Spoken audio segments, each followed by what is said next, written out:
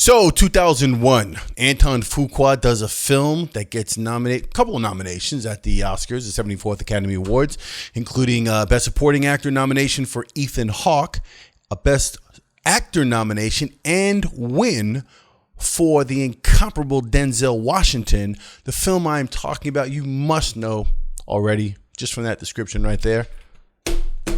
Training Day. We're going to get into it right now on Film Fan.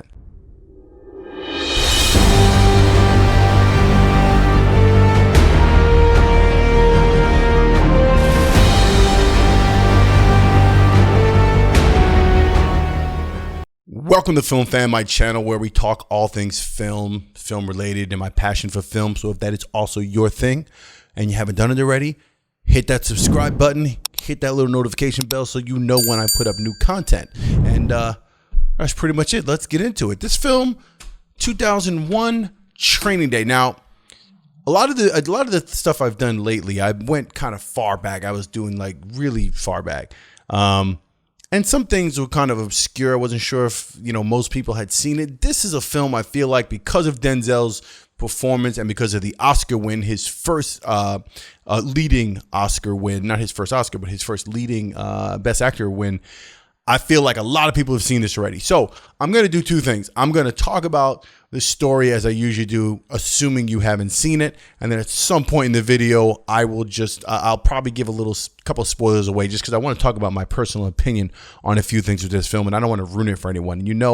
If you've watched my channel, I like to talk about things from the perspective of, I want you to go into it just blind. And I want you to watch it and let things unfold as they would unfold just normally. So Training Day. Directed by Anton Fuqua, 2001, written by David Ayer. It stars Denzel Washington as Alonzo Harris and Ethan Hawke as Jake Hoyt. Now, Alonzo Harris is a undercover narcotics officer, and he is the senior officer who's going to be training Jake Hoyt, that's Ethan Hawke's character, who's a rookie and just entering into the narcotics undercover world.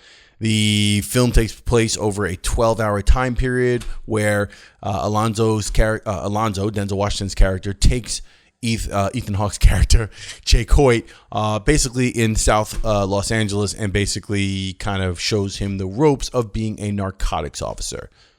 From there, all hell breaks loose. This thing just kind of goes the way it goes over the course of the day, and Alonzo, through his various lessons to Jake, you see what transpires is just kind of like this back and forth of like street justice, real justice, street justice, real justice, being a cop, not quite being a cop, breaking the rules, not quite breaking the rules. You need to break the rules. Maybe sometimes we break the rules, sometimes we don't. That's basically what the film is about. And you watch this whole thing play out over the course of a day. I mean, I think it's a 12-hour time period in the actual, the way it's set up, but it's like a day.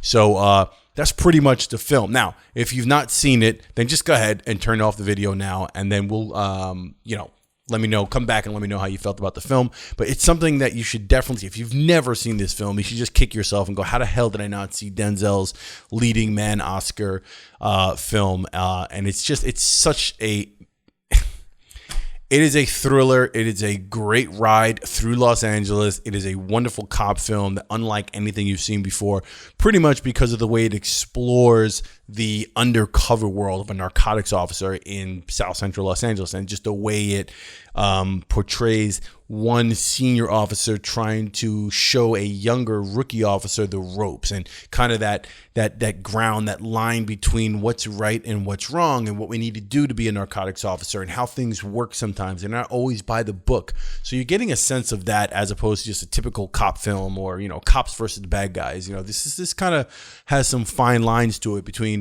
Denzel's character and also Ethan Hawke's character, and just the way these things are set up and the way they're paired with each other. So that's basically what you're going to be thrilled by and what's going to keep you entertained. Not to mention Fuqua's direction here, the way things cut together, and the way it actually feels like you're spending this time with them over that one day. You never feel as if you're lost somewhere, or it's not quite, the continuity just works really well, and the pacing is pretty smooth, and you feel like you're on this ride, and there's just times when you feel like you're in Ethan Hawke's shoes as a rookie, and you kind of don't know what to expect, and you don't know how this guy, Denzel Washington, is going to behave, and you're not sure where you're going and what's next, and that's what makes a film worth watching. So if you've not seen it, as usual, I put a link in the description below to where you pick up the DVD or the Blu-ray, whatever's out. Also, whatever streaming service this is on. And again, if you've not seen it and you want to just shut off right now, you want to stop the video, hit the like button first, of course, and then go find the film, watch it, and come back and let me know how you feel. For those of you who have seen it, I'm going to start talking now about just certain elements of the film that I particularly like and enjoyed, and there might be a few spoilers there, so let's get into it. Film also stars Scott Glenn. Just wanted to add that in there. Dr. Dre is in this. Snoop Dogg is in this. Pretty great performances by each of them. Believable, memorable. What is it about Training Day? There's something, for me, I feel like had this been an independent picture, it would have been different.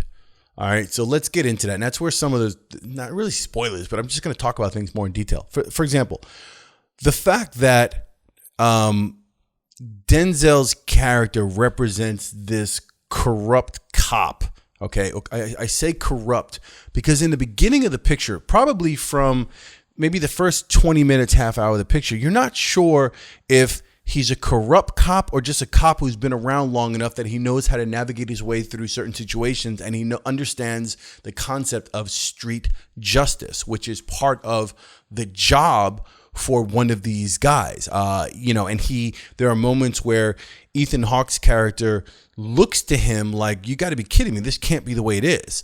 And Denzel basically explains to him, yes, this is the way it is. If you want to arrest people, and you want to drive in a car and arrest people and stop people for DUIs and get little petty drug dealers off the street, then this is not the job. This is something deeper. They tend to go for higher level criminals, and they sort of have a different way of handling things. It's a much deeper cover, undercover narcotics operation. The way Alonzo, again, Denzel Washington's character, the way he explains it and the way he trains Hoyt. So you're seeing that, and then you're thinking, okay, is this guy over the top? Is he off the chain? Is this guy like too far gone? Is this a corrupt cop, and this is just some shitty situation that this rookie's found himself in?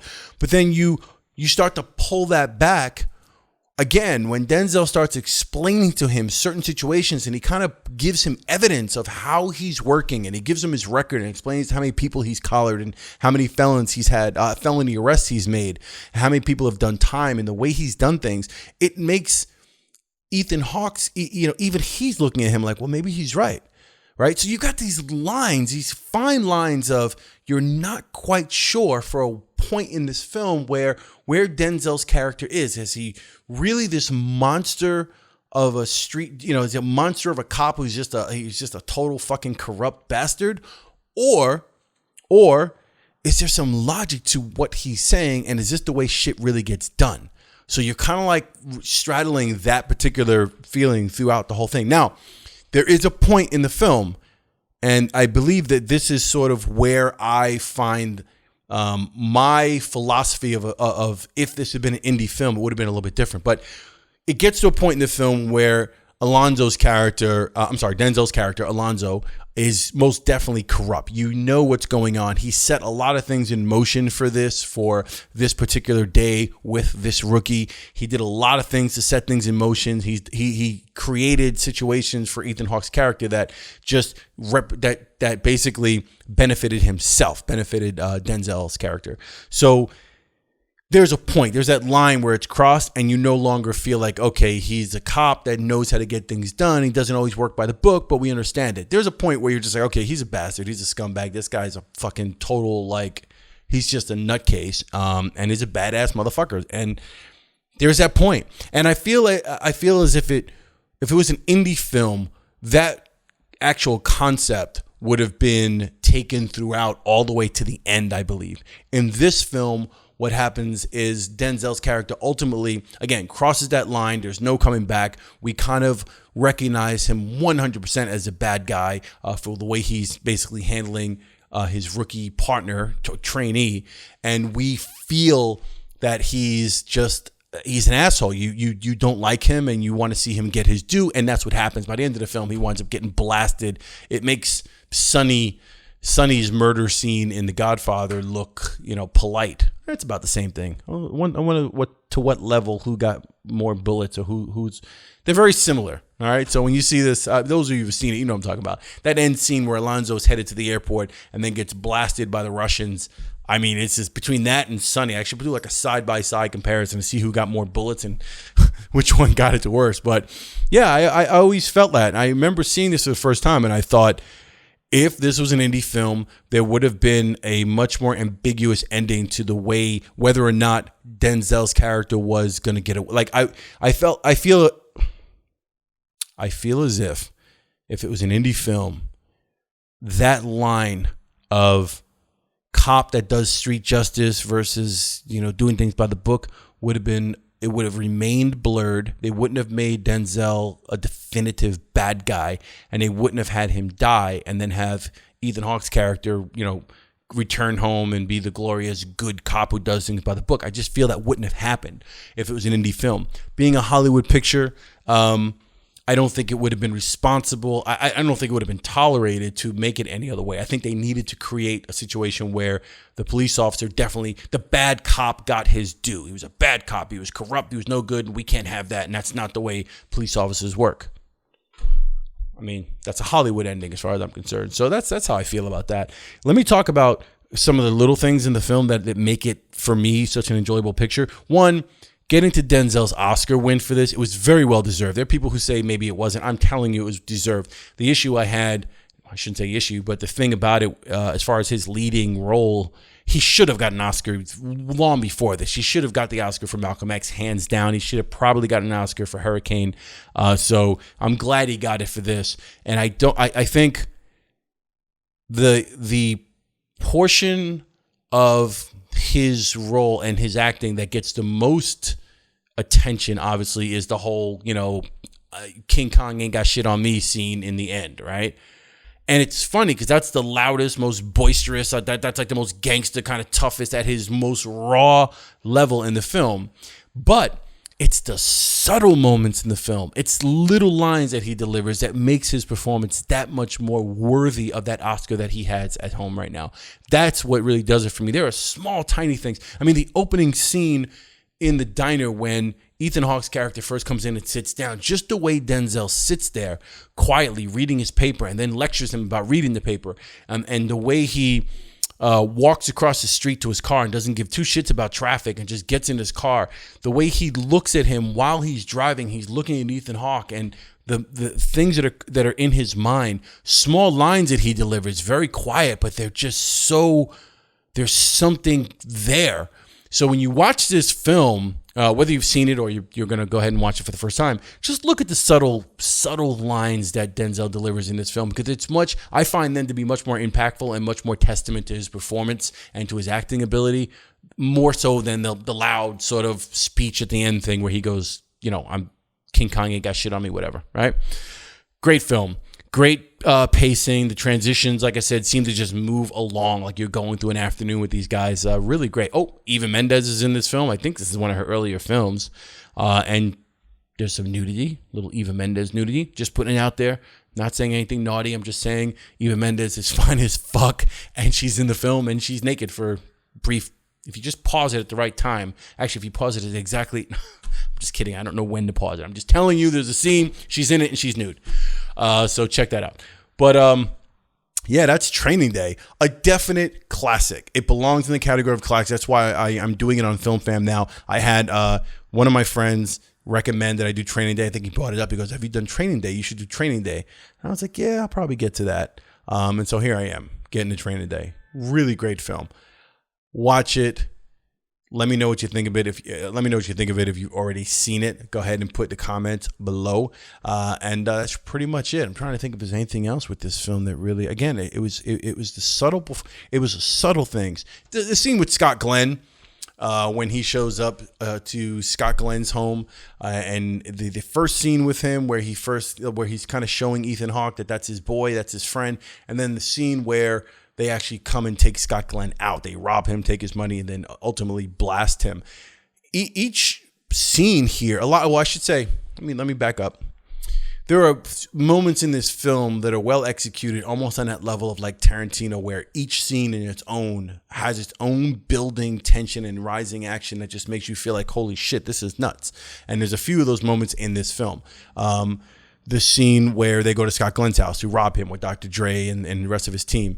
There's a scene where Denzel brings Hoyt to the hood to some like serious like Mexican like just murdering motherfuckers who are going to murder him essentially. And that scene at the table when they're playing cards and Denzel leaves Ethan Hawke there to be essentially murdered. The tension that's there, kind of what's going on, what's going to happen, how is it going to play out, just works really well. So yeah, a lot of moments, great performances by Ethan Hawke. Again, nominated. Didn't win, but nominated. And Denzel Washington's performance, obviously just insane. So go ahead and watch Training Day if you haven't seen it and you've watched this video this far. And if you have seen it, again, let me know in the comments what you thought. I'm repeating myself. I'm done. All right. That's it for me on Film Fan. It's Friday. All right. So if you have not subscribed already, hit that subscribe button, hit the little notification bell so you're notified when I put up new content and you can go ahead and check it out. Hit that like button if you like this video. And again, let me know in your comments below what you thought about the film.